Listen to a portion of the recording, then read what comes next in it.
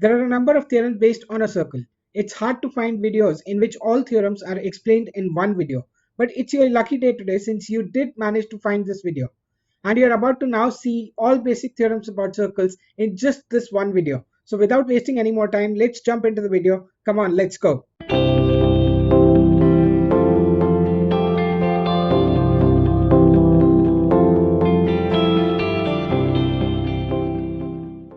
Hey guys, this is Vikas Sharma welcoming you on behalf of Exponent to Success to yet another of our videos. And if you haven't subscribed to the channel as yet, do subscribe to it right now and do not forget to click on the bell notification too. There are lots of theorems on circles and we are going to discuss all the basic ones today in this video. I wanted to finish all these theorems in just one video and that is why I'm going to rush through these theorems. I'm going to give you all of them and we'll come back to the proofs of these theorems in the future videos.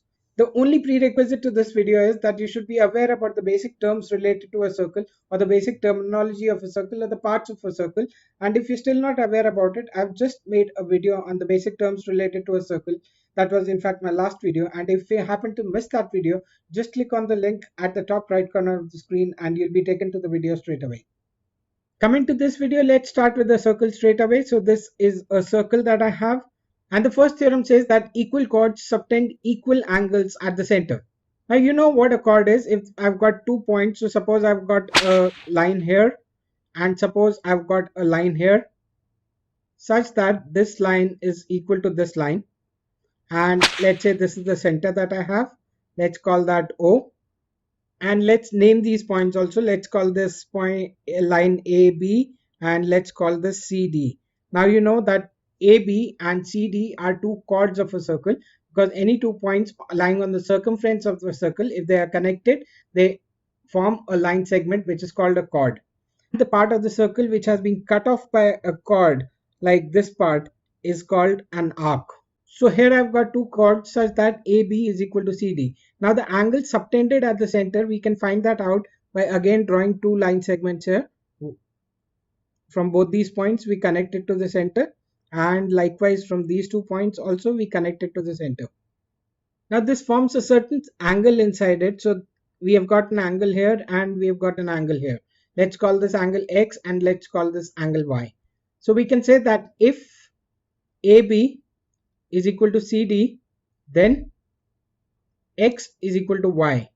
And this is because they are both equal chords or equal arcs. So we can say that equal chords or equal arcs subtend equal angles at the center. So the converse of this theorem is also true, that if X is equal to Y or if the angle subtended at the center by two line segments inside the circle are equal, then we can conclude that those two line segments are equal to each other, which means the two chords are equal to each other and therefore the arc cut off by those two chords are equal to each other. Now the next theorem that we have is that if we have a circle and we draw a chord on it, and let's say that we have got a center also, let's call that center as O. And if we have a line which is drawn perpendicular from the center to the chord, so this is going to be a 90-degree angle, then we can say that it bisects the chord, which means this part is going to be equal to this part. So if this is AB, if the chord is AB and perpendicular drawn from the center meets AB at the point D, then we can say that AD is equal to DB. Both are going to be equal. It bisects the chord, it divides the chord into two equal parts. And the converse is also true, that if we take a chord and take a point which bisects the chord and then connect it to the center of the circle, then the angle between those 2 points is going to be 90 degrees or it's going to be a right angle. The next theorem says that if we have three non-collinear points, they always form a part of one circle and only one circle. Only one circle can be drawn through those 3 points. So suppose we have got 3 points, this, and let's say this. So we connect these 3 points. So let's draw a line from here to here and a line from here to here. Now these should form a part of one circle. Now how to do that is to find the perpendicular bisector of these two line segments. So first of all, let's name these points A, B and C, or whatever, P, Q and R, whatever you might like.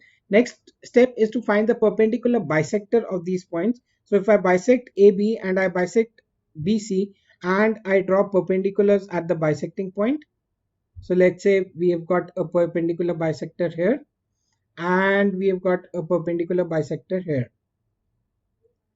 So this is the point, and let's call this point O. Now keeping O as the center, we can take the radius as either OA or OB or OC, and we just draw a circle, and you'll find that that circle will pass through these 3 points. Something like this. So here you see that A, B and C, they're all lying on the circle. So all we have to do is we have to connect these two line segments, draw the perpendicular bisectors and taking that as the center and the distance between OA or OC or OB, any one of them. And if you draw a circle, you will find that it goes through all these 3 points. Now for the next theorem, let's say again we have a circle with the center O, and let's say we have a chord, say AB, and we have another chord, say CD, such that CD and AB are equal in length. Now if we want to find the distance between O and CD and O and AB, then we obviously know that the perpendicular distance is the shortest distance between any 2 points, or from a point to a line the perpendicular distance is the shortest. So let's say that we draw a line like this, a perpendicular like this, and we draw a perpendicular like this. And let's say that these points are M and N. These are perpendiculars, remember that. So we obviously know, we have learnt about the theorem that says that it is going to bisect the chord. So obviously CM is equal to MD. That is from the previous theorem. And you also know that AN is equal to NB. Now the funny thing about this is that these two line segments that you see, which are OM and ON, they are also going to be equal. So that effectively means that this is going to be equal to this. So the theorem actually says that two equal chords are equidistant from the center, or are at the same distance from the center.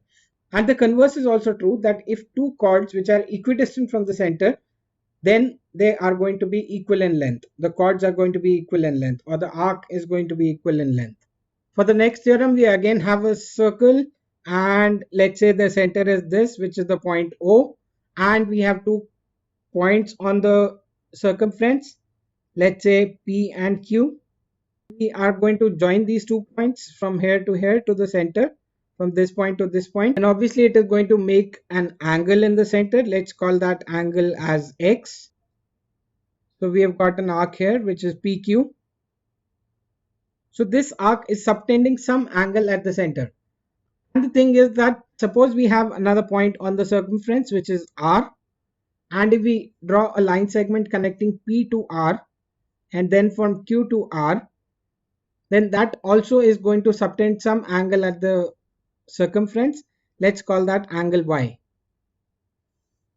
Now the thing about this is that the same arc which is subtending one angle at the center and one at the circumference, then the angle subtended at the center is twice the angle subtended at the circumference. So that effectively means that X is equal to 2Y, or we can also say that Y is equal to half of X. And that is also true if you move this point R anywhere. Even if this point R moves anywhere on the circumference except over the arc PQ, then it is going to be always half of the angle X. So let's take as an example that we have say a point here which is S, and we have a point here which is T, and if we join these 2 points from P to T and from Q to T and also from P to S and Q to S, then obviously these are also subtending some angle. Let's call those angles as A and B. Then we can say that angle X is equal to 2 times angle A, or angle X is equal to 2 times angle B, because anywhere else on the circumference of the circle except over the arc PQ, it is always going to be the same angle. And that also brings us to the next theorem that says that angles subtended in the same segment are going to be equal.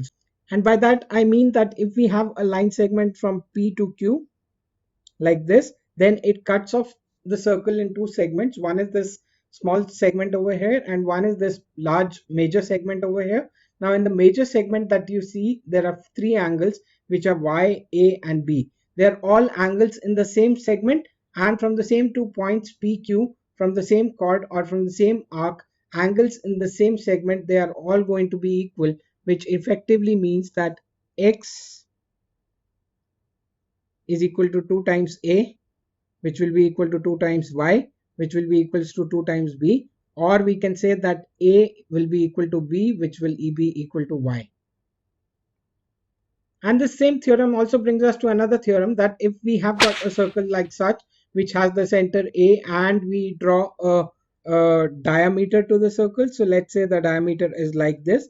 Diameter, you know, always passes through the center, so let's say we call the diameter as AB, and we have 2 points on the same side of the diameter. Let's say those 2 points are here, C and D, and let's take another point here which is E. Now what do you think is the angle formed at the center, or angle subtended at the center? So I'm talking about this angle right over here. What angle is that? Can you tell me the measure of this angle? Well, obviously, since it's a straight line, then from the center, the angle here, this has to be 180 degrees. Now, that being said, if we connect line segments from say A to C and B to C, then what do you think that this angle will be inside? Let's call that Y. And same way, if we also connect line segments A to D and B to D, then that also forms an angle inside. Same way, if we also connect A to E and B to E, then that also subtends an angle here. What angle is that equal to? Let's name these angles also. Since this is Y, let me take this obviously the central angle we'll take as X, and this we'll then take as say Z, and this is W. Now you see these angles W, Z and Y, they are all on the same segment. They all lie in the same segment, which means that our theorem said that they are going to be equal. That means W is going to be equal to Y, which is going to be equal to Z. And by this theorem here, that X is equal to 2 times Y, which means all these angles will be equal to half of X, since X is the central angle. And since X is equal to 180 degrees, so half of that, half times 180 is equal to 90. That means all these angles W, Y and Z, they are going to be equal to 90 degrees. Now that essentially means that angles subtended by a semicircle, or have angles inside a semicircle which are subtended by a diameter, are going to be equal, and they are going to be right angles. Now this also means that if we have got a point say somewhere here, which is say point F, and if we also take a line segment from A to F and from B to F, don't be surprised, that also is going to be a 90-degree angle, because that angle is also inside a semicircle. Now this same theorem again has got another application also. So let's say I've got a line segment here, and let me call that line segment as PQ, and that I have 2 points say R, and I've got S. Now obviously we know that if we connect P to R and Q to R, and same way if we connect P to S and Q to S, then they are going to be equal. These angles here, X and Y, they are going to be equal. So let's say this is X and this is Y, so they are going to be equal. So the next theorem that we have is, it says that if we have got a line, and if we have 2 points, say a point here and a point here, and if we draw line segments from here to here and from here to here, and similarly from here to here and from here to here, and if we find that this angle is equal to this angle, then all these 4 points P, Q, R and S are going to be concyclic, or they are going to be part of a same circle, where all these 4 points are going to lie on the circle. And the converse is also true. that we have obviously seen here that R and S, since they were subtending equal angles, then we see that PQ, R and S, they are all the same circle. And that brings us to another two theorems, that if we have a circle and we have 4 points on it, and we say we have got a point from here to here, and say from here to here, and say from here to here, and from here to here. Now all these 4 points, if you see, they are subtending some angle here. So let's call this angle A, this as angle B, this as angle C, and this as angle D. Now you see all these 4 points are lying on the circumference of the circle, and this forms a quadrilateral. Let's say this is quadrilateral PQRS. So PQRS is a quadrilateral, and such a kind of quadrilateral is called a cyclic quadrilateral. And the property of a cyclic quadrilateral is that if you look at the opposite angles, which means that angle A and angle C, they are opposite, and same way we have got angle B and angle D. They are also opposite angles. They are going to be supplementary. And supplementary, you know that they add up to 180 degrees. That means angle A plus angle C will be equal to angle B plus angle D, which are both going to be equal to 180 degrees. As an example, let's say that if this angle is say 75 degrees, then this angle here is going to be 105 degrees. And if this angle is 60 degrees, then this angle here is going to be 120 degrees. So you see the opposite angles, they are supplementary, here also, here also. And the converse is also true, that if you have any quadrilateral, say you have a quadrilateral like this, this, this, and this, such that you find that this plus this is equal to 180 degrees, and this plus this is equal to 180 degrees, then you can say that this is also a cyclic quadrilateral. So any quadrilateral in which the opposite angles are supplementary is going to be a cyclic quadrilateral. Now I also wanted to find out how you are liking the video so far. Do you think it has been useful to you? Do you think it has been helpful to you? And if you think that it has been useful and helpful to you, then I would love to hear all about it. So just head down to the comment section and just leave a comment there so that I get to know that you are liking the video so far, and we'll continue to come back with more videos. The advantage of that is that if you leave a comment, it is going to be really helpful for me, because it is going to make me feel motivated that yes, I am being of some help to you people. And if you are really loving it, then I would really love to hear about it, because it will keep me motivated to bring such content to you in the future also. And as far as this video goes, there are some proofs also about all these theorems, and we are going to discuss about these theorems, but you'll have to wait for the next video for that. And the only thing that you need to do is to click on my picture here that is appearing on the screen, which will subscribe you to the channel and make sure that you do not miss any content. And one more thing, just click on these videos appearing on the screen, because they are going to be very, very useful for you. Take care. God bless.